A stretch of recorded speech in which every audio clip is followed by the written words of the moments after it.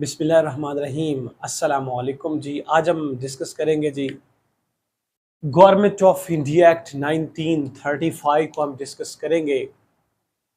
देखेंगे कि हिंदुस्तान में गवर्नमेंट ऑफ इंडिया एक्ट किस तरह से इंट्रोड्यूस करवाया जाता है, किन किन मराहल से गुजरने के बाद ये government of India act Hindustan तक पहुंचता है, इसमें कौन कौन से इम्पोर्टेंट फैक्ट जो थे वो सामने रखे गए, किन किन बातों के ऊपर अमल दरामद किया गया इस गवर्नमेंट ऑफ इंडिया एक्ट में हिंदुस्तान के लिए, कमीशन इसके हवाले से क्या क्या सवाल पूछता है, इसको हम डिटेल में डिस्कस करेंगे। ज़रा इसकी जो पिछले से प्रीवियस में जो कॉन्सेप्ट है उसको ज़रा हम जोड़ के इसको समझने की कोशिश करेंगे ताकि आपको समझने में आसानी और ज़्यादा देर तक आप इसको अपने दिमाग में बिठा कर रख सके। ठीक है जी, तो आप हेडिंग दे ले जी, गवर्नमेंट ऑफ इंडिया एक्ट 1935 को हम डिस्कस करते हैं। गवर्नमेंट ऑफ इंडिया एक्ट 1935 जिसे हम बोलते हैं, ज़बरदस्त किस्म का ये government of India act British government की तरफ से हिंदुस्तानियों के लिए एक तोहफा था, एक गिफ्ट था, जिसको हिंदुस्तानी यानी जिसमें मेजॉरिटी में अगर बात की जाए तो हिंदू इस गवर्नमेंट ऑफ इंडिया एक्ट को मानने से इनकार करते थे। खैर उनकी नहीं सुनी गई, लेकिन गवर्नमेंट ऑफ इंडिया एक्ट जो है वो इंट्रोड्यूस करवाया गया।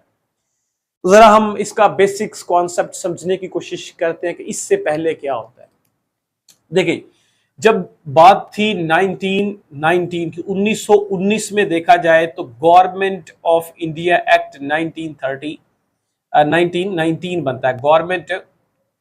Government of India government of India act 1919 government of India act 1919 बनता है जी। 1919 में ये बनता है। अब इसमें जरा एक बात डिस्कस की गई है, इसमें एक बात जो थी उसको तय पाया गया कि जनाब 1919 से तकरीबन 8 या 10 साल के बाद इस गवर्नमेंट ऑफ इंडिया एक्ट 1919 के मुताबिक हम एक कमीशन बनाकर भेजेंगे हिंदुस्तान में, जो कि क्या काम करेगा, जो एक ये जो हमारे पास गवर्नमेंट ऑफ इंडिया एक्ट 1919 हमने नाफिज किया है, इसके हवाले से देखेगा कि किस हद तक इसके ऊपर जो है वो अमल दरामद किया जा रहा है, इसमें कोई नई इस्लाहात रिफॉर्म्स वगैरह करनी है तो वो कमीशन ये काम करेगा। तो ये बात इस गवर्नमेंट ऑफ इंडिया एक्ट में 1919 में ये तय पाई गई। ये तकरीबन आज से 8 या 10 साल के बाद हम एक कमीशन भेजेंगे, एक कमेटी बना के भेजेंगे, एक कमीशन बनाकर भेजेंगे, जो कि क्या काम करेगा, जो इस गवर्नमेंट ऑफ इंडिया एक्ट 1919 को जाके जो है वो उसमें देखेगा, अगर उसमें इस्लाहात करनी होगी तो इस्लाहात करेगा जाके। अच्छा, अब जब ये बात तय पाई जाती है तो जब जमाना आता है जी तकरीबन 8 से 10 साल के बाद की जब बात करेगा 1927 में देखा जाए तो 1927 में क्या बनता है जी। 1927 में एक साइमन कमीशन बनाया जाता है। क्या बनाया जाता है जी? साइमन कमीशन बनाया जाता है। 1927 में एक साइमन कमीशन बनाया जाता है। ये वही साइमन कमीशन है, ये वही कमीशन है जो गवर्नमेंट ऑफ इंडिया एक्ट 1919 में बात तय पाई थी कि 1919 में हम इससे तकरीबन 8 या 10 साल के बाद या 7 साल बाद हम एक कमीशन बनाकर भेजेंगे हिंदुस्तान में, जो इस गवर्नमेंट ऑफ इंडिया एक्ट 1919 के अंदर इस्लाहात करेगा, रिफॉर्म्स वगैरह करेगा, ये इसको रिव्यू करेगा, चेक एंड बैलेंस करेगा इसका। तो वो फिर जनाब 1927 में एक साइमन कमीशन बनाया जाता है, जिसके हमने डिस्कस किया कि जो इसको हेड करने वाले लॉर्ड ब्रिकनहेड साहब थे, सेक्रेटरी ऑफ स्टेट थे। इस तरह से चेयरमैन ये इसके वो सर साइमन साहब थे, तो इसलिए इसको साइमन कमीशन का नाम दिया गया। फिर वो हिंदुस्तान में 1928 में आता है। ये सवाल पूछता है, कमीशन साइमन कमीशन 1927 में बना, 1928 में हिंदुस्तान में आया। हिंदुस्तानियों ने उसकी मुकम्मल तौर पे खुल के मुखालफत की साइमन कमीशन की, क्योंकि ये भी सवाल पूछता है क्यों उन्होंने मुखालफत की। रीजन इज बिहाइंड दैट कि इस साइमन कमीशन में हिंदुस्तानियों में से कोई एक भी शख्स मौजूद नहीं था। 7 लोगों की ये कमेटी थी और सारे के सारे ब्रिटेन थे, तो इसीलिए इनकी मुखालफत की। और मुखालफत सबसे ज्यादा वो कांग्रेस ने की, चूंकि कांग्रेस हिंदुओं की जमात थी और सबसे ज्यादा मेजॉरिटी में भी हिंदुस्तान में हिंदू ही थे, तो उन्होंने इसकी खुल के, आपको पता है, मुखालफत की। 1928 में आया, फिर एहतजाज वगैरह किए गए, इसमें बहुत सारे लोग मारे भी गए, जैसे हमने लाला लाजपत राय के बारे में डिस्कस किया, 1928 में मारा गया था। इस तरह से ये साइमन कमीशन फिर नाकाम वापस लौट जाता है बरतानिया में। और फिर जनाब जो है ये आपका जो हिंदुस्तान में कांग्रेस है, उनके जो मोतीलाल नेहरू है, वो इनको कहते हैं कि हम तुम्हारी ये बात बिल्कुल भी नहीं मानेंगे, तो हमें तुम्हारा ये आईनी मसवदा या इस्लाहात रिफॉर्म्स वगैरह नहीं चाहिए, तुम यहाँ से भाग निकलो। तो अल्टीमेटली इनको यहाँ से इन्होंने भागने पे मजबूर तो कर दिया था साइमन कमीशन को, लेकिन अंग्रेज थे, उनकी हुकूमत थी, कहाँ पे इनकी बात मानने वाली थी। उन्होंने भी इनको चैलेंज किया कि तुम लोग जो है वो आइन वगैरह को मसवदा बना दो, अगर तुम में इतनी हिम्मत है तो। फिर इन्होंने भी कोशिश की, इन्होंने जनाब जो नेहरू रिपोर्ट इंट्रोड्यूस करवाई, उसके रिस्पॉन्स में, उसके बदले में 1928 में नेहरू रिपोर्ट बनी, वो हमने डिस्कस किया। ठीक है जी। तो इस तरह से ये एक साइड पे क्या बन जाता है, साइमन कमीशन बन जाता है, और दूसरी साइड पे 1928 में क्या बन जाती है जी, 1928 में नेहरू रिपोर्ट बन जाती है। क्या बन जाती है जी, नेहरू रिपोर्ट, नेहरू रिपोर्ट बन जाता है जी। ठीक है जी। तो नेहरू रिपोर्ट 1928 में इंट्रोड्यूस करवाएगी। साइमन कमीशन 1927 में बना, 28 में हिंदुस्तान में आया। और इन्होंने साइमन कमीशन में ये जो रिपोर्ट इन्होंने दी थी वो 1930 में दी थी, याद रखेंगे आप। साइमन कमीशन बनता कब है, 1927 में, हिंदुस्तान 1928 में आता है, और इस तरह से नाकाम वापस लौटता, फिर 1929 में आता है, और फिर आगे चल के 1930 में वो अपनी रिपोर्ट जो है वो आईनी मसवदा जो है वो जाके तैयार करता है। ठीक है जी। तो ये 1930 की बात है, आप याद रखेंगे। ये इन्होंने साइमन रिपोर्ट कब बनाई, 1930 में बनाई। नेहरू रिपोर्ट कब बनी, 1928 में बन गई। अब इस तरह से जनाब जो है वो नेहरू रिपोर्ट जो है वो मोतीलाल नेहरू ने कायद-ए-आज़म मोहम्मद अली जिन्ना साहब को जो है वो सब्ज बाग दिखाकर वो सेपरेट इलेक्टोरेट के मुतालबे से पीछे हटने की कोशिश करवाने की कोशिश की इन्होंने। तो उसके रिस्पांस में दहली तजावीज़ जो है वो, दहली प्रपोजल जो है वो इंट्रोड्यूस करवाए गए कायद-ए-आज़म मोहम्मद अली जिन्ना यानी कि मुस्लिम लीग की तरफ से। और वो जो हमारी तरफ से जनाब जो दहली प्रपोजल थे वो भी इन्होंने, हिंदुओं ने कोई खातर खा नहीं माने, तो फिर कायद-ए-आज़म मोहम्मद अली जिन्ना साहब ने इनकी नेहरू रिपोर्ट से भी मुस्तस्ना हो गया। वो उन्होंने कहा कि मैं भी इससे जो है वो इत्तफाक नहीं करता, मैं इसके ऊपर एग्री नहीं होता। अल्टीमेटली कुछ इस तरह से जनाब जो वो कायद-ए-आज़म मोहम्मद अली जिन्ना साहब ने फिर इसके रिस्पॉन्स में, नेहरू रिपोर्ट के रिस्पॉन्स में 14 निकात दिए। क्या दिए जी, 14 निकात दिए। कब दिए, 1929 में दिए। 1929 में क्या दिए, कायद-ए-आज़म मोहम्मद अली जिन्ना साहब ने 14 पॉइंट्स दिए थे। क्या दिए थे, 14 पॉइंट्स दिए थे कायद-ए-आज़म मोहम्मद अली जिन्ना साहब ने। किसके रिस्पॉन्स में दिए, नेहरू रिपोर्ट के रिस्पॉन्स में दिए। अब जरा आप यहाँ पे गौर कीजिए कि जनाब यहाँ पे तीन चीजें यहाँ पे बन चुकी है। एक तो साइमन रिपोर्ट 1930 में बन चुकी है, नेहरू रिपोर्ट 1928 में बन चुकी है, और 1929 में कायद-ए-आज़म मोहम्मद अली जिन्ना साहब के 14 नकात का जो नकात थे वो भी सामने आ चुके थे। अब ये तीनों चीजें क्या करनी थी, इन्होंने तीनों चीजें बरतानिया की हुकूमत यानी ब्रिटिश के सामने रखनी थी।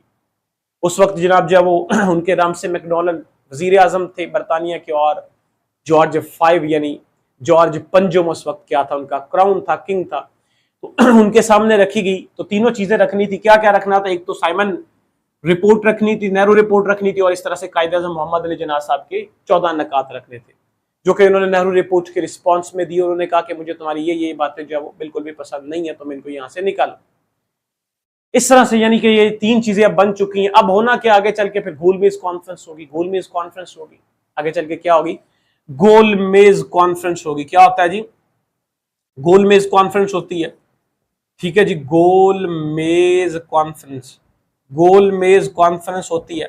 और आपको पता है गोलमेज कॉन्फ्रेंस हमारे पास कितनी होती है, 3 गोलमेज कॉन्फ्रेंस होती है। पहली गोलमेज कॉन्फ्रेंस आपको पता है ये कब की बात है, ये 1930 की बात, 1930 की बात। इस तरह से दूसरी गोलमेज कॉन्फ्रेंस कब होती है, वो जनाब जो वो देखा जाए तो वो हमारे पास 1931 में होती है। इस तरह से फिर आगे चल के तीसरी जो गोलमेज कॉन्फ्रेंस होती है वो कब होती है, 1932 में होती है। 3 गोलमेज कॉन्फ्रेंस होती है, 3 गोलमेज कॉन्फ्रेंस होती है। पहली गोलमेज कॉन्फ्रेंस में आपको पता, हमने डिस्कस किया कि मुस्लिम लीग जो थी वो पहुंची और कांग्रेस ने मुकम्मल तौर पे इसका बाइकआउट किया। गोलमेज कॉन्फ्रेंस बेसिकली क्या था कि गोलमेज कॉन्फ्रेंस में इन्होंने ये काम करना था कि ये तीनों की तीनों report, Nehru report, Simon report, Quaid-e-Azam Mohammad Ali Jinnah sahab के 14 निकात, ये जो बरतानिया के सामने रखने थे, बरतानिया हुकूमत के सामने रखने थे। समझ गया कि नहीं समझ गया। तो इस तरह से ये गोलमेज कॉन्फ्रेंस में, गोलमेज कॉन्फ्रेंस ये नहीं कि कोई गोल टेबल लगाएगा उसके ऊपर ये कॉन्फ्रेंस हुई, ऐसा नहीं है। ठीक है जी। तो ये जनाब जो वो यहाँ पे गोल, ये जो आप इसको राउंड टेबल कॉन्फ्रेंस भी बोल सकते हैं, ये भी आपसे मतलब इसको हम बोलते हैं राउंड टेबल कॉन्फ्रेंस या गोलमेज कॉन्फ्रेंस हम इसको बोलते हैं। ठीक है जी। तो ये 1930, 31, 32 में होती है। पहली में कांग्रेस जो है वो नहीं आती, मुस्लिम लीग पहुंचते हैं। अल्लामा इकबाल साहब पहली में नहीं आते, ये भी सवाल सारे पूछे हुए हैं। कायद-ए-आज़म मोहम्मद अली जिन्ना साहब पहली में भी गए, इस तरह से दूसरी कॉन्फ्रेंस में भी गए, तीसरी में वो नहीं गए थे, याद रखेंगे आप इसको, ठीक है। और कायदे आजम मोहम्मद अली जिन्ना साहब जो है वो तीसरी में भी नहीं गए तीसरी में ही नहीं गए थे, पहली और दूसरी में गए थे। और अल्लामा इकबाल साहब जो है वो पहली में नहीं गए थे, और इस तरह से देख लें कि दूसरी में पहुंचे थे कायदे आजम सॉरी अल्लामा इकबाल साहब जो है वो।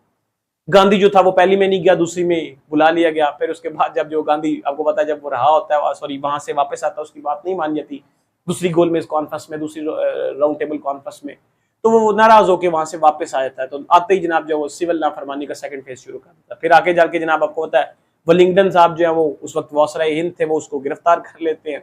उसके समय जितने भी लीडर्स होते हैं कांग्रेस के, उनको जनाब जो वो जकड़ लेते हैं और उनकी जो सेकंड फेज था सिविल नाफरमानी का, वो नाकाम बना देते हैं। तो इस तरह से फिर जनाब जो है वो आगे चल के तीसरी गोलमेज कॉन्फ्रेंस होती है। तीसरी गोलमेज कॉन्फ्रेंस में भी कहा जाता है कि जनाब जो ब्रिटिश गवर्नमेंट की तरफ से या बरतानिया की तरफ से तो कांग्रेस को मदऊ नहीं किया गया, लेकिन उसमें हमारी मुस्लिम लीग भी पहुंची हुई थी। तो इस तरह से आप इसको याद रखेंगे, ठीक है जी। तो ये गोलमेज कॉन्फ्रेंस हमारे पास हो जाती है, 3 गोलमेज कॉन्फ्रेंस होती है। अब 3 गोलमेज कॉन्फ्रेंस में क्या क्या निचोड़ निकलता है, क्या क्या इन्होंने फैसले किए जी। तो 3 गोलमेज कॉन्फ्रेंस जब होती हैं तो 3 गोलमेज कॉन्फ्रेंस के बाद वो क्या करते हैं कि व्हाइट पेपर पब्लिश करते हैं। क्या करते हैं कि व्हाइट पेपर क्या करते हैं, पब्लिश करते हैं, व्हाइट पेपर पब्लिश करते हैं। ये कब की बात है, 1933 की बात है। सवाल पूछता है 1933 में एक व्हाइट पेपर जो है वो इंट्रोड्यूस करवाया जाता है। उस व्हाइट पेपर को फिर बरतानिया के पार्लियामेंट में रखा जाता है और वहां पे बहस मुबाहिसा किया जाता है। और अल्टीमेटली जनाब वहां से क्या कहता है, गवर्नमेंट ऑफ इंडिया एक्ट 1935 जो वो इंट्रोड्यूस करवा दिया जाता है।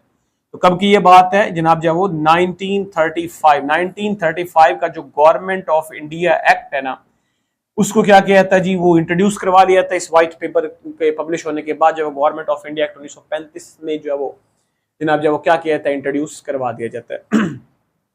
ठीक है जी। तो ये आप समझ गए कि नहीं समझ गए कि किस तरह से गवर्नमेंट ऑफ इंडिया एक्ट 1935 बनता है। अब मुख्तलिफ गोलमेज कॉन्फ्रेंस हुई, 3 हुई, उनमें मुख्तलिफ तरह के मौज़ूआत रखे गए। जैसे दूसरी गोलमेज कॉन्फ्रेंस में सेपरेट इलेक्टोरेट को भी डिस्कस किया गया, जिसकी वजह से आपको पता गांधी नाराज होकर वापस आया था। फिर आगे चल के कम्युनल अवार्ड होता है, पूना पैक्ट हमने डिस्कस किया था। ठीक है जी। तो इस तरह से ये गोलमेज कॉन्फ्रेंस के बाद व्हाइट पेपर पब्लिश होता है और उसके बाद जनाब जब वो finally government of India act 1935 जो वो क्या कर दिया था, उसका ऐलान कर दिया जाता है। अब तीसरी गोलमेज कॉन्फ्रेंस में हमने डिस्कस किया था, क्योंकि तीसरी गोलमेज कॉन्फ्रेंस के बाद ही गवर्नमेंट ऑफ इंडिया एक्ट आता है ना। ठीक है जी। तो तीसरी गोलमेज कॉन्फ्रेंस में भी मुख्तलिफ जो वो काम किए गए। जैसे आप देखें कि उन्होंने सरहद, हमारा जो सरहद का सूबा है, उसको 1932 में एक सूबे का दर्जा दिया गया। इस तरह से सिंध को बंबई से अलग करने का ऐलान किया गया। ऐलान किया गया था, मुकम्मल तौर पे सूबे का दर्जा नहीं मिला था 1932 में, वो आगे चलकर 1937 में जाकर तकरीबन मिलता है। लेकिन उसको हम काउंट जब सवाल कमीशन में पूछता है तो ये जो सिंध को बंबई से अलग किया गया था ना, ये सवाल पूछता है, तो वो government of India act 1935 option वहां पे दे रहा होता है। अगर वो ऑप्शन ना हो तो फिर आप 1932 लगाएंगे कि गवर्नमेंट ऑफ इंडिया एक्ट अगर ना ऑप्शन मौजूद हो, यानी 1935 का ना ऑप्शन हो, तो फिर 1932 का ऑप्शन मौजूद होगा। 1932 में ऐलान किया गया था सिंध को बंबई से अलग कर दिया जाएगा, क्योंकि सिंध में तकरीबन 75 के राउंड अबाउट मुसलमान जो मौजूद थे, और आपको पता है पंजाब और बंगाल में मुस्लिम अक्सरियत सबसे ज्यादा थी। और उसके बाद फिर यहाँ पे सरहद और जनाब जो सिंध में भी मुसलमानों की अक्सरियत होगी और उनको जो अलग सूबे का दर्जा दे दिया जाता है। ठीक है जी। तो इस तरह से ये गवर्नमेंट ऑफ इंडिया एक्ट जो इंट्रोड्यूस करवा लिया जाता है। अब गवर्नमेंट ऑफ इंडिया एक्ट में क्या क्या काम हुए वो हम जरा डिस्कस करने की यहाँ पे कोशिश करते हैं। तो गवर्नमेंट ऑफ इंडिया एक्ट में आप एक तो ये बात याद रखेंगे, तो ये जो सेपरेट इलेक्टोरेट था ना, ये जो सेपरेट इलेक्टोरेट था, एक तो ये मुतालबा इन्होंने मान लिया सेपरेट इलेक्टोरेट का गवर्नमेंट ऑफ इंडिया एक्ट में। एक तो सेपरेट इलेक्टोरेट को जब वो शामिल किया गया। सेपरेट इलेक्टोरेट क्या था कि जो लोग, जिन सूबों में लोग मौजूद हैं, वहां पे जिनकी अक्सरियत है, उनके हवाले से वो जो अपने जो जुदागाना इंतखाबात बिल्कुल करवा सकते हैं, वो एक दूसरे को वोट डाल सकते हैं। इसमें मसले वाली बात नहीं। सबसे पहले मुस्लिम लीग ने मुतालबा किया था, आपको पता है 1909 में उनका मान लिया गया। तो 1906 में उन्होंने डिमांड की थी, मिंटू से मिले थे वो लोग शिमला डेपोटेशन में। इस तरह से फिर आगे चल के जनाब जो वो गवर्नमेंट ऑफ इंडिया एक्ट 1919 में भी लोगों को जो है वो सेपरेट इलेक्टोरेट का जो है वो रिस्पॉन्स दिया गया। फिर आगे चल के जनाब जो है वो ये जो गोलमेज कॉन्फ्रेंस हुई थी 1932 में, उसमें भी दिया गया था। आपको पता है कि ये जो छूत बिरादरी थी, डॉक्टर अम्बेडकर साहब जो थे उनको रिप्रेजेंट कर रहे थे, उनको भी 1900 आगे चल के जनाब जो है वो 32 में जाके जो है वो क्या मिलता है जी, उनको अलग सेपरेट जो सेपरेट इलेक्टोरेट का जो वो उनको अख्तियार मिल जाता है, यानी कि कम्युनल अवार्ड के बारे में जिसमें हमने डिस्कस किया था। ठीक है जी, फिर आगे चल के उनकी किस्मत हार गई थी। आपको पता है गांधी ने फिर जनाब जो यानी कांग्रेस ने पूना पैक्ट कर लिया था। ठीक है जी, तो इस तरह से जनाब जो वो ये काम किया गया कि इसमें गवर्नमेंट ऑफ इंडिया एक्ट 1935 में एक सेपरेट इलेक्टोरेट जो है वो इंट्रोड्यूस करवाया गया, मुतारफ करवाया गया। इस तरह से सूबों में ड्राची सिस्टम को खत्म किया गया। ये भी सवाल पूछेगा आपसे, क्या किया गया जी, ड्राची सिस्टम। ड्राची सिस्टम जो था सूबों में, उसको भी क्या किया गया, खत्म किया गया। ड्राची सिस्टम को भी सूबों में खत्म किया गया और फेडरल सिस्टम को जो है वो इंट्रोड्यूस करवाया गया, फेडरल सिस्टम को इंट्रोड्यूस करवाया गया। इस तरह से इससे पहले तकरीबन 9 सूबे थे और बाद में कितने सूबे बना दिए गए, 11 सूबे बना दिए गए। ठीक है जी, गवर्नमेंट ऑफ इंडिया एक्ट में इस तरह से, इसी गवर्नमेंट ऑफ इंडिया एक्ट में हमने डिस्कस किया था कि बर्मा को हिंदुस्तान से यानी इंडिया से, सब कॉन्टिनेंट से क्या कर दिया था, अलग कर दिया गया था। बर्मा को भी कब अलग किया गया, गवर्नमेंट ऑफ इंडिया एक्ट 1935 में ही बर्तानिया ने क्या किया जी, इंडिया से यानी हिंदुस्तान से बर्मा को अलग कर दिया, गवर्नमेंट ऑफ। इस तरह से फेडरल कोर्ट का क्या किया गया दिल्ली में, आप याद रखेंगे गवर्नमेंट ऑफ इंडिया एक्ट के तहत एक फेडरल कोर्ट जो है वो इंट्रोड्यूस करवाएगी। फेडरल कोर्ट का क्या किया गया, कब किया गया फेडरल कोर्ट का क्या, गवर्नमेंट ऑफ इंडिया एक्ट 1935 में ही किया गया था, दिल्ली में ये फेडरल कोर्ट जो है वो बनाया गया। तो इस तरह से जनाब जो है वो ये काफी जो है वो इसमें इनिशिएटिव लिए गए गवर्नमेंट ऑफ इंडिया एक्ट 1935 में, कुछ रिफॉर्म्स वगैरह की गई। तो ये इंपॉर्टेंट है, इनको आप याद रखेंगे। तो ये हमारे पास गवर्नमेंट ऑफ इंडिया एक्ट 1935 है जो कि नाफिज किया गया, government of India act 1935 Hindustan में। ठीक है जी, तो यही तकरीबन इसके हवाले से सवाल बन सकते हैं। मैं उम्मीद करता हूं कि मैं आपको समझा पाया हूँ। अगर इसके हवाले से कोई और सवाल हो तो विदाउट एनी हेजिटेशन मुझसे डिस्कस करें। आज के लिए फिर इतना ही, मुझे इजाजत, अल्लाह हाफ़िज़।